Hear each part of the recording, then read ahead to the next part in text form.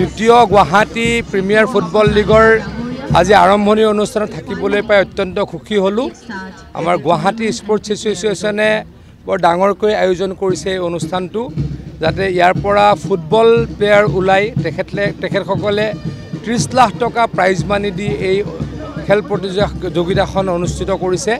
মই গুৱাহাটী স্পৰ্টছ এছ'চিয়েশ্যনৰ সভাপতি সম্পাদক আৰু প্ৰত্যেকজন বিষয়ববীয়াক ধন্যবাদ জ্ঞাপন কৰিছোঁ এনেকুৱা এখন উচ্চ মানদণ্ডৰ খেল প্ৰতিযোগিতা তেখেতলোকে অনুষ্ঠিত কৰাৰ বাবে।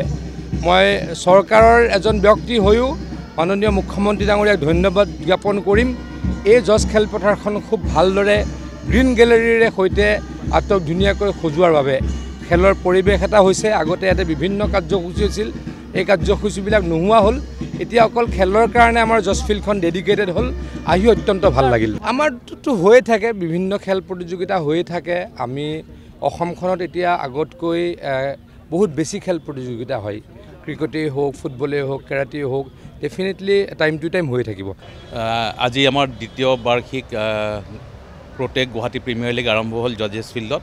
16টা টিমে এটা পাৰ্টিচিপেট কৰিছে। আজি আমাৰ খেল টুৰ্ণামেণ্টখন উদ্বোধন কৰিলে অসমৰ মাননীয় মন্ত্ৰী শ্ৰী পীযুষ হাজৰিকা ডাঙৰীয়া।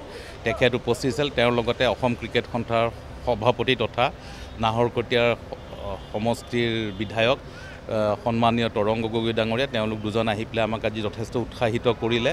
আৰু মই ভাবোঁ যে এই টুৰ্ণামেণ্টখনত টোটেল 59 মেটচেছ হ'ব। আজিৰ পৰা 22 ডিচেম্বৰলৈকে ডেইলি 2খনকৈ মেটচ হ'ব। মই আশা কৰিম যাতে গুৱাহাটীৰ লগতে ইয়াৰ ওচৰ চুবুৰীয়া যিখিনি জেগা আছে, সেই জেগাৰ পৰা আহি পেলাই ফুটবলৰ ভাল এটা পৰিৱেশ এটা ৰচনা কৰিব আৰু তেওঁলোকে যথেষ্ট সংখ্যক আগবাঢ়ি আহি পেলাই খেলুৱৈসকলক উৎসাহিত কৰিব।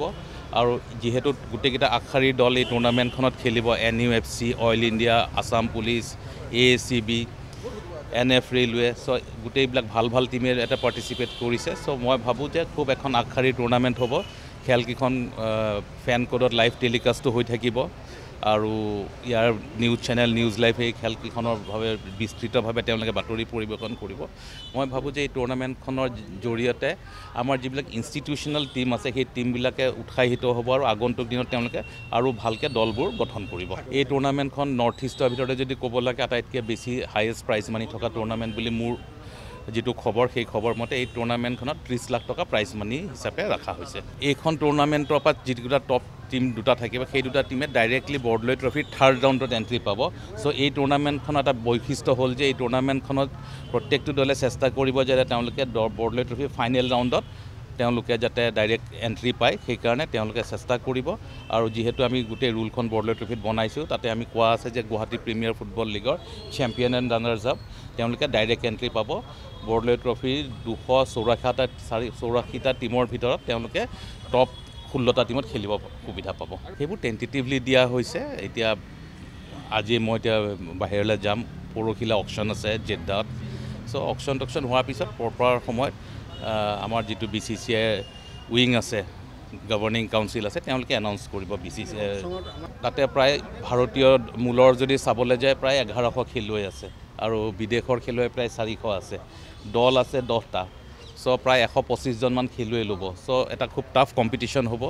সকলো দলে চেষ্টা কৰিব নিজৰ দলটোত আটাইতকৈ ভাল প্লেয়াৰ কেইজন ল'বলৈ, আৰু তেওঁলোকৰ যিটো বাজেট আছে বা ৰিমেইনিং ফাণ্ডিং আছে, ৰিটেইনিং কৰা প্লেয়াৰখিনিক বাদ দি পেলাই।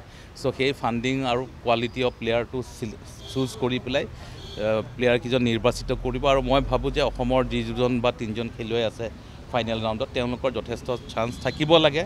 আৰু যদি তেওঁলোক সঁচাকৈ পাৰফৰ্মেঞ্চত ভাল বা তেওঁলোকৰ কেলিবাৰ আছে, কোৱালিটি আছে, ৰিয়ান পৰাগক যেনেকৈ ছিলেক্ট কৰিছে, এইকেইজন খেলুৱৈকো কোনোবা নহয় কোনোবা ফ্ৰেঞ্চাইজিয়ে নিজৰ দলত ল'ব।